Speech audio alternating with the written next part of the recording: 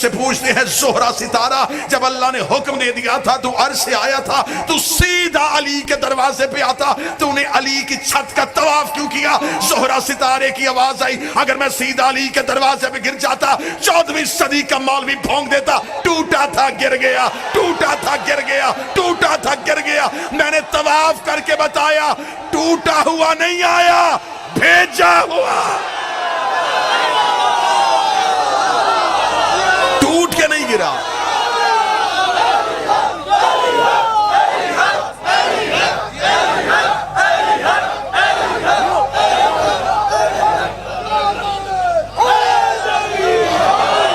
ٹوٹا ہوا نہیں آیا، بسم اللہ سر، بھیجا ہوا آیا، ٹوٹ کے نہیں گرا، طواف کر کے گرا۔ اور یہ علی کے دروازے پہ اہل زبان سے ابداد لینے لگا، سیدین شاہ جی، علمدار شاہ جی، یہ علی کے دروازے پہ پھر ایسا غروب ہوا کہ اسے طلوع کی آرزو ہی نہیں رہی۔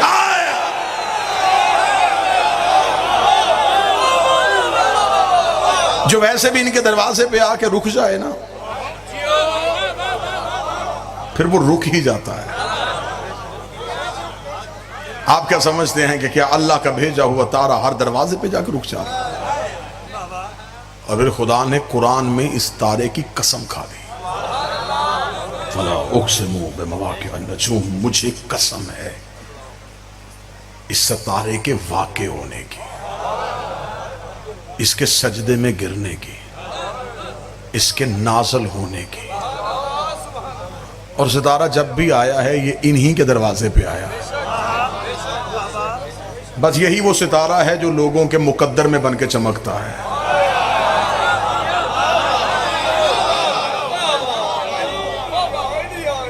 میرے 11ویں امام سے پوچھا گیا تھا، شہنشاہ سے پوچھا گیا، میرے مالک آپ کی جدہ معصومہ کا عقد خدا نے پروردگار نے عرش پہ کیوں پڑھا؟ کیوں پڑھا گیا؟ امام نے ایک فصیح و بلیغ خطبہ جاری کیا، اتنا بہترین خطبہ ہے کہ اس کے الفاظ جو ہیں وہ کعبے کی پیشانی پہ لکھنے چاہیے۔ امام نے کہا مجھ سے پوچھتے ہو کہ میری جدہ کیا ہے؟ اصلی اسلم سلام علی عبد الصالح، یہ وہ ہے جس پہ میں ممبر پہ بھی درود پڑھتا ہوں اور مصلی پہ بھی درود پڑھتا ہوں۔ سلام علی عبد الصالح، میں اسے ایسے سلام کرتا ہوں جیسے کوئی عبد اپنے خالق کو سلام کرتا ہے۔ اب میری مجبوری بن گئی ہے، واللہ بخدا میری شاہ جی مجبوری بن گئی ہے کہ اب میں اس میں اپنی خطابت کے لفظ ڈال ہی نہیں سکتا، کیونکہ قرآن پڑھا جاتا ہے اس میں اپنے جملے نہیں ڈالے جاتے۔ اب کیونکہ میں نے بادشاہ کا خطبہ شروع کر دیا، اب اس میں اپنی خطابت کیا ڈالوں جب سامنے بول ہی نہج البلاغہ کا بیٹا رہا۔ میں لفظ تبدیل کیسے کر سکتا ہوں؟ قرآن تبدیل نہیں ہوتا، قرآن تلاوت ہوتا ہے۔ میں لفظ ارسال کرتا رہوں گا، جہاں جہاں جس کا حق بنتا ہے مجھے اسے جگانے کی ضرورت بھی نہیں پڑے گی، وہ وصول کرتا رہے گا۔ فرمایا میں اپنی دادی کو ایسے سلام کرتا ہوں جیسے کوئی عبد اپنے سانے کو سلام کرتا ہے۔ امام الصحیفۃ العصمۃ والعصمۃ الطہارۃ، میری دادی عصمت کا صحیفہ ہے۔ اور میری گزارش ہے اپنے اور بیگانے مولویوں سے، صحیفے نازل ہوتے ہیں پیدا نہیں ہوتے۔ امام کا اگلا جملہ سننا اور عقیدے کو آج کی رات یوں سکون ہوگا۔ امام نے فرمایا میری دادی وہ ہے جو طہارت کو پاک کرتی ہے۔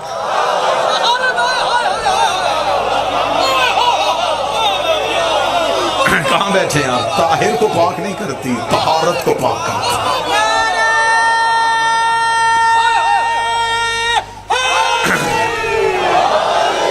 مطاہرات تو کئی ہیں نا جی، پانی مطاہرات میں سے، پانی پاک کر دیتا ہے، زمین کی رگڑ پاک کر سکتی ہے، سورج کی روشنی پاک کر دیتی ہے، آگ کی تپش پاک کر دیتی ہے۔ فرمایا نہیں، مطاہرات تو عام سے مل جاتی ہے، مٹی پاک کر دیتی ہے۔ فرمایا یہ طاہر کو پاک نہیں کرتی، یہ طہارت کو پاک کرتی ہے۔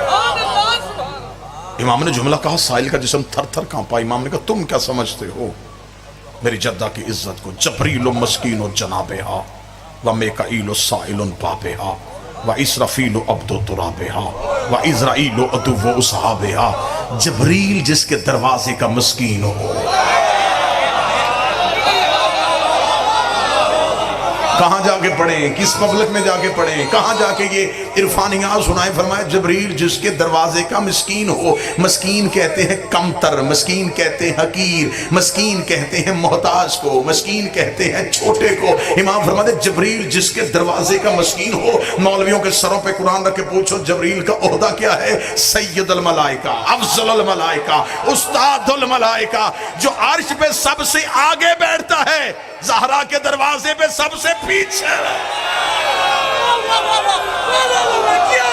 جبریل و مسکین۔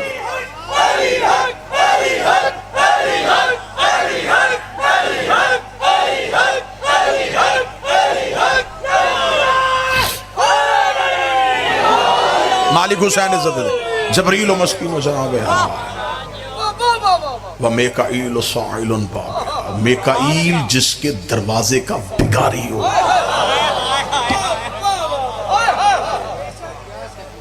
یہ نام ان فرشتوں کے ہیں جو آپ نے سنے ہیں۔ میکائیل اللہ کا فرشتہ ہے۔ اس کا کام کیا ہے؟ یہ رزق بانٹتا ہے۔ اس کے ہاتھ میں رزق کا پیمانہ ہے، اور صرف انسانوں کو نہیں دیتا، یہ سرا سے سریا تک جہاں جہاں بھی اللہ کی مخلوق سانس لے رہی ہے، رزق پہنچانے کی ذمہ داری میکائیل کی ہے۔ خدا نے کہا تیرے ہاتھ میں پیمانہ ہے، تو نے کائنات کے ذرے ذرے کو اس کے حصے کا رزق پہنچانا ہے۔ آج کی رات بھی آپ کے دل میں یہ بات اثر نہیں کرے گی۔ خدا کہتا ہے کہ میکائیل پوری کائناتوں کو بانٹتا ہے۔ امام فرماتے ہیں میری دادی سے مانگتا ہے۔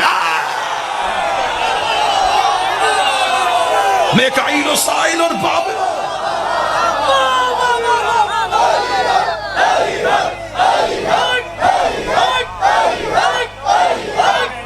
بسم اللہ۔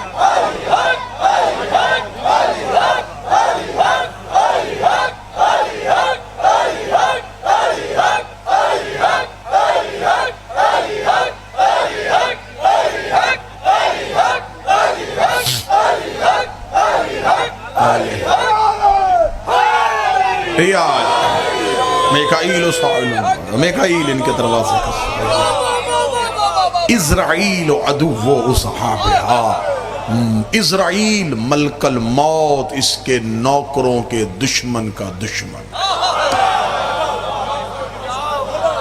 زہرا کے دشمن کا دشمن اسرائیل نہیں، زہرا کے دشمن کا دشمن خود خدا ہے۔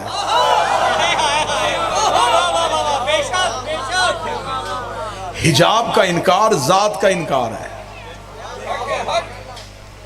سیدہ اللہ کا حجاب ہے۔ فرمایا اسرائیل اس کے نوکروں کے دشمن کا دشمن ہے۔ اسرافیل و عبد و ترابیہ، 2 یا 3 لائنیں میں نے شرح کی ہے، یہ چوتھی لائن پہ میں معذرت چاہوں گا، میں شرح نہیں کروں گا۔ میں شرح کروں گا تو پھر میرا خیال ہے کہ میں ملتان میں دوبارہ پڑھ نہیں سکوں گا، تو اہل عرفان سے جا کے اس کی شرح پوچھ لینا۔ امام فرماتے اسرافیل اس کی مٹی کا عبد ہے۔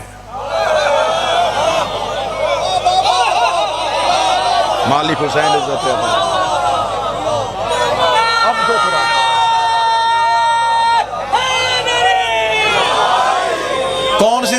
کون سی سیدہ پڑھی ہے لوگوں نے ابھی؟ کون سی سیدہ پڑھ رہے ہو؟ بچوں کو کون سی زہرا سنا رہے ہو؟ ایک چکی پیسنے والی خاتون سنا رہے ہو؟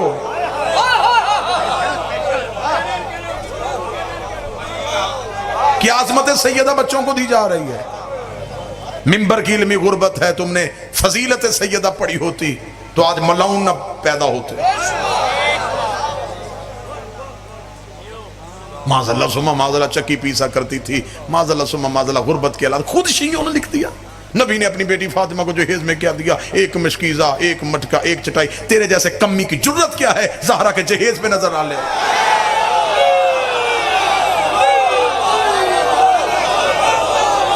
تو کن چیزوں کا موازنہ کر رہا ہے سیدہ سے؟ کیا لے کے گئی سیدہ؟ واجب تھا رسول پہ، واجب تھا سیدہ کا عقد علی سے کرنا۔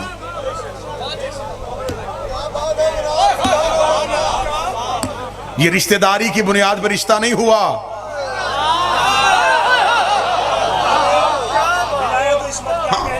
یہ اس لیے نہیں ہوا کہ چچا کا بیٹا ہے، بھائی ہے، اچھے تعلقات ہیں، رشتہ کر لیتے، نہیں۔ میں سنی کتابوں سے ثابت کروں گا کہ بندے سیدہ کے رسول کے دروازے پہ آئے تھے سیدہ کی نسبت کے لیے. رسول کا ایک جواب تو میں سنی کتابوں سے ثابت کروں گا. رسول کا کس لیے آئے ہو؟ فرمایا سیدہ سے نسبت چاہتے ہیں. رسول کے تیور بدلے. اب یہ جو میں جملہ پڑھنے لگا ہوں یہ جملہ تمہیں جھنجھوڑ دے گا. رسول نے فرمایا تمہیں کس نے کہا ہے کہ اس کی شادی کا اختیار میرے پاس ہے؟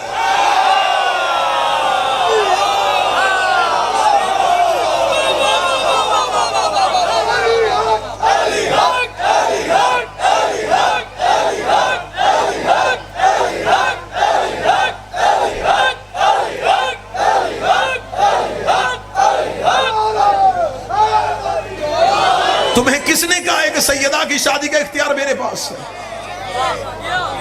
اب آگے سے جو جواب دیا انہوں نے وہ جواب سننا. انہوں نے کہا تجھے سورج پلٹانے کا اختیار ہے,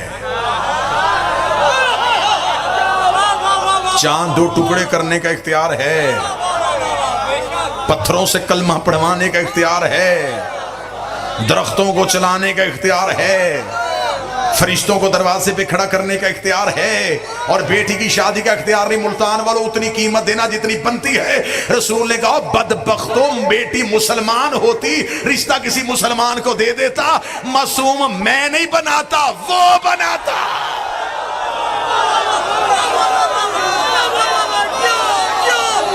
اختیار ہے عصمت. مولا حسین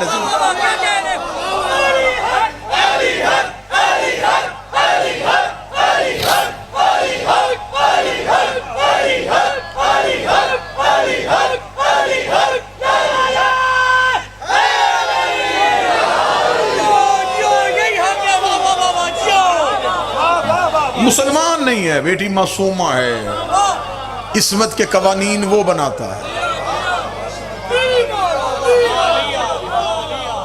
میرے نویں شہنشاہ فرماتے ہیں کہ میرے نانا کو 2 معراجیں ہوئی, ایسی جس کا تعلق فقط سیدہ سے تھا. مولا وہ کب فرمایا؟ پہلے جب خدا نے سیدہ کو عطا کرنے کے لیے ہمارے نانا کو عرش میں بلایا اور بغیر جبریل کے وسیلے کے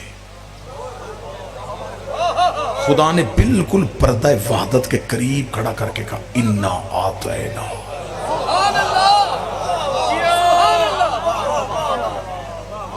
تحقیق ہم تمہیں کوثر عطا کرنے والے.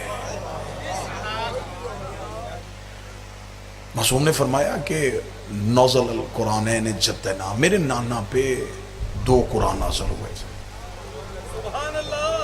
مولا کون سے؟ فرمایا ایک قرآن وہ جو پڑھا جاتا ہے جو کتاب کی صورت میں, دوسرا قرآن وہ جو اس قرآن کے اندر چھپا ہے عصمت کی صورت میں, جس سے مراد میری دادی زہرا ہے.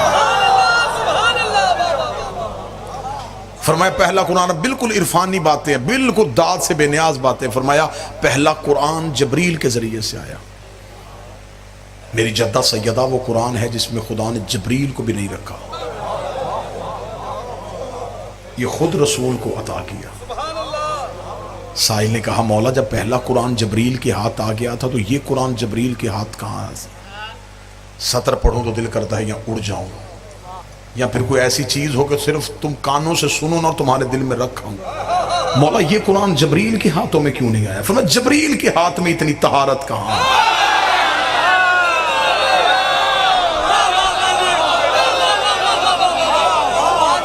وہ مصدر طہارت کو لے جائے.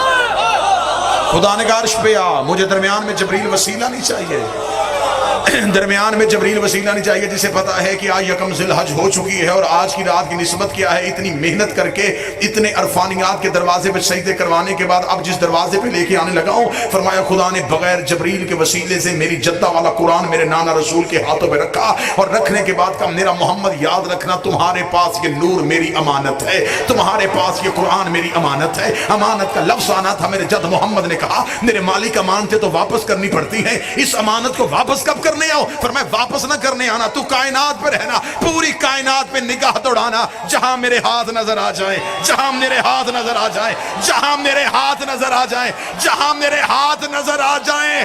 چچا کا بیٹا سمجھ کر رشتہ نہیں دیا, اللہ کا ہاتھ سمجھ.